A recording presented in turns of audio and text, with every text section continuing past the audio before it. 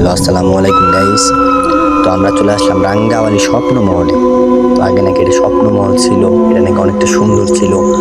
তো গাইস এখন একটা ভূতুড়ো বাড়ি নামে একটা মানে ভূতুড়ো বাড়ি নামে পরিচিত এই জায়গাটা।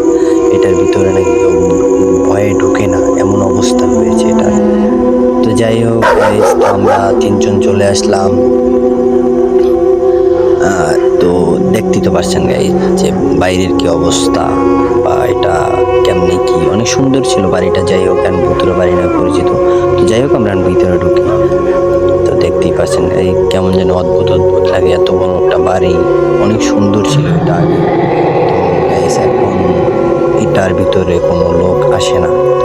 তো যাই হোক গাইস, আমরা ভিতর বাহিরের লোক থেকে জিজ্ঞেস করলাম যে আমরা কি ভিতরে প্রবেশ করতে পারবো কিনা।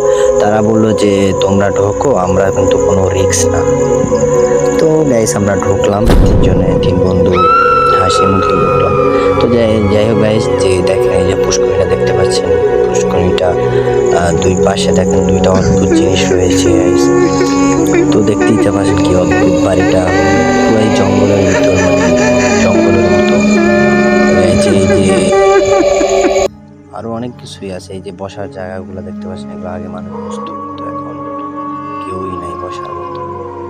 এই যে বাড়িটা দেখতে পাচ্ছেন, এত বড় বাড়িটা, একজন মানুষও এখানে বসবাস করে না, খুবই ভয়ানক।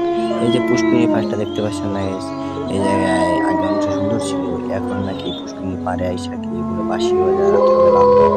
তো এখনো মানে কোনো মানুষ, সবাই বলে শুনে কিন্তু কিছুই দেখে না, এরমের পরিস্থিতি।